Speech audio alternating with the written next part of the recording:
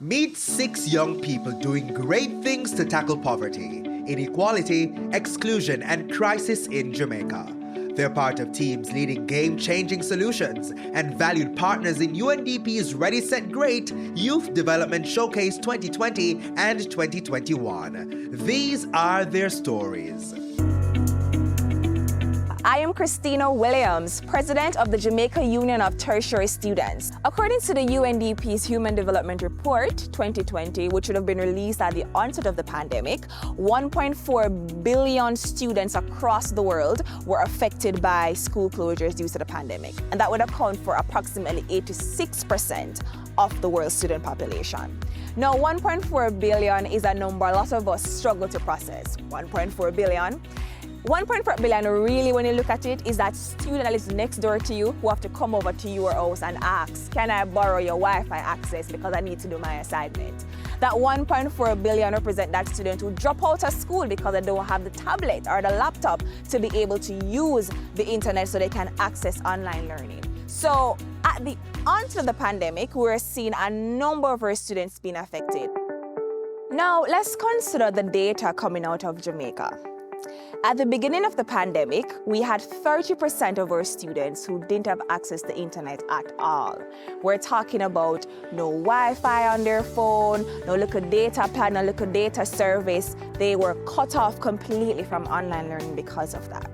And then you had 6% of students who had no access to devices. So they had a tablet, them having a laptop. Maybe they had phones, but the phones probably weren't as smart enough to facilitate the online learning space. Then we had 15% of our students who were considered disengaged. So they may have internet, they may have laptop or not, but whatever the case, they felt disconnected from their teachers, from the classroom, from their peers, and that prevented them from really experiencing the learning environment in a meaningful way. So when you consider that data, beginning of pandemic, and now when we have school face-to-face once more, you may be thinking, well, all that has been solved, everybody good again because we're back in the classroom. No, we still have 600,000 students who still didn't have access to online learning. And yes, while they may be back in the classroom, that is good. We applaud all the efforts made by government and private stakeholders to facilitate that.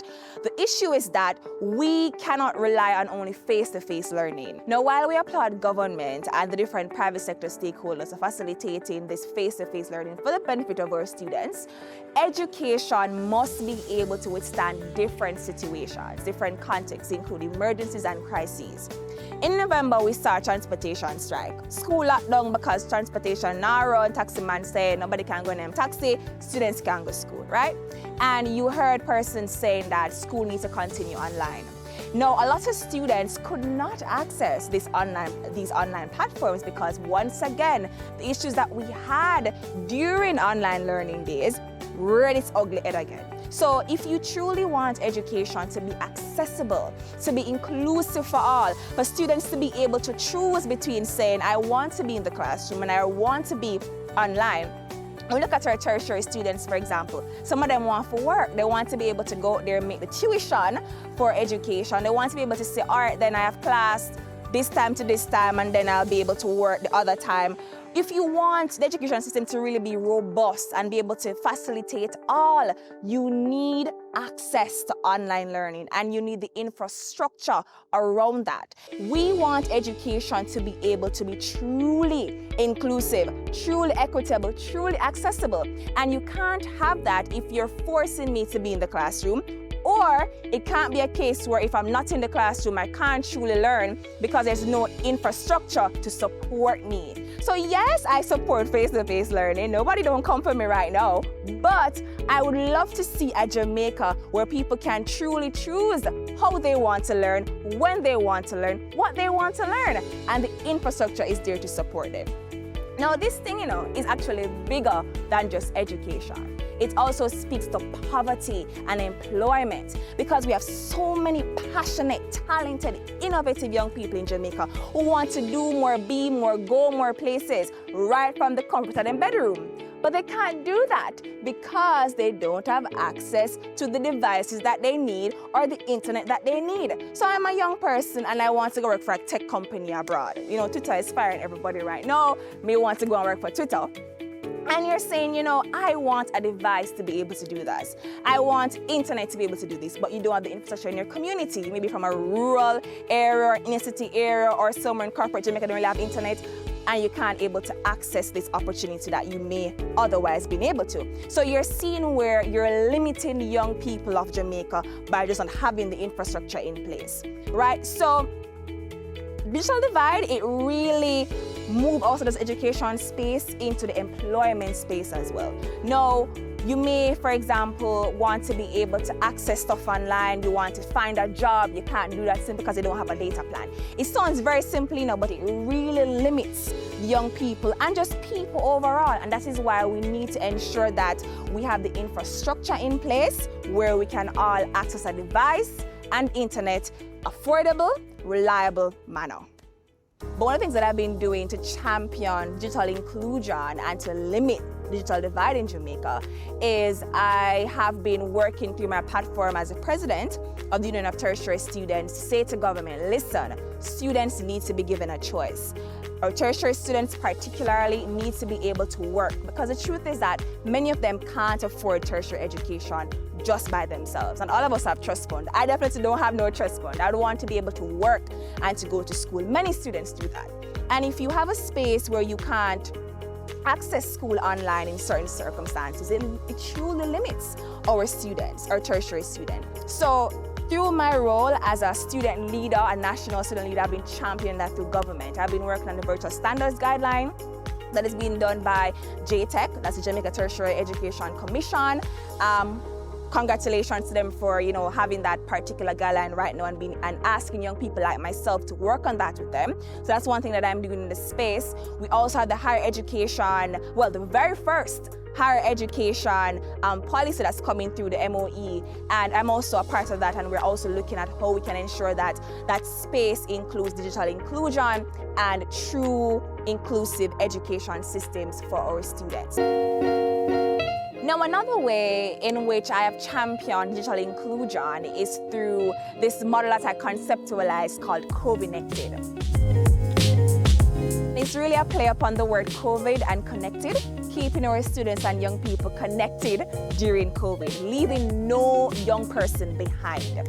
And the model really looks at how is it that we can ensure that every young person in Jamaica can have access to a device, can have access to affordable and reliable internet, can learn how to properly maneuver these platforms, and the people that we engage with on these platforms, that they know also how to maneuver it. Because we always estimate every young person knows to use everything, and that's not true. I can speak for myself. And also our teachers in our schools, for example, may not necessarily be as off pay as they would want to be with the space. We want to train them and have them truly understand how to deliver an engaging learning experience with the platforms. And then we look at how can you engage stakeholders through the platform as well, because a lot of times students, young people use these platforms, but they don't truly feel connected in the space. You may need psychosocial support, whether through counseling. You may need someone to check in on you to say if everything was okay and whatever. And we also look at special needs considerations. Now, what we tend to forget when we talk about digital inclusion or digital divide is that they're differently abled persons who have to access these spaces. And so while you can just go on your laptop and be like, bloop, bloop, bloop, and everything is fine, you may have a visually impaired person who needs to navigate that same laptop, or a deaf person who needs to navigate that same laptop. So how do you ensure that you're catering to these differently abled individuals? And that's something else that we look at under the COVID-nected model. And I did that while I was Guild President at the time of University of West Indies Mona campus, and that's a big part of how I went about advocating for students during my time during the answer to the pandemic.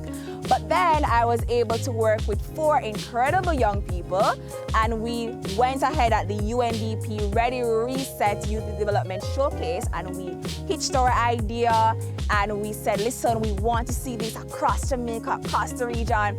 And UNDP said, yes, we believe in you. And they said, you are the winning champions for our development showcase. They gave us internships at UNDP, and we were able to work with them for about 6 months. And it was an incredible incredible experience for myself and for all the young people involved. My call to action for us to reduce digital divide in Jamaica is for government to be more ambitious for the benefit of our young people. Every young person in Jamaica should have a tablet or a laptop in their hand. And then they must be able to access affordable and reliable Wi-Fi so they can access employment and education opportunities, whether abroad or abroad. Our young people should be able to spread their wings, to ideate, to move forward ideas for the next startup, whether Facebook, Twitter, whatever. And they can only do that if they have digital inclusion, if they can tap into digital economy. So my government, please be ambitious. Private sector, please be ambitious. And everybody else involved. Because if we truly want to transform Jamaica for the benefit of young people, we have to be more transformative in our policies, and that include digital inclusion.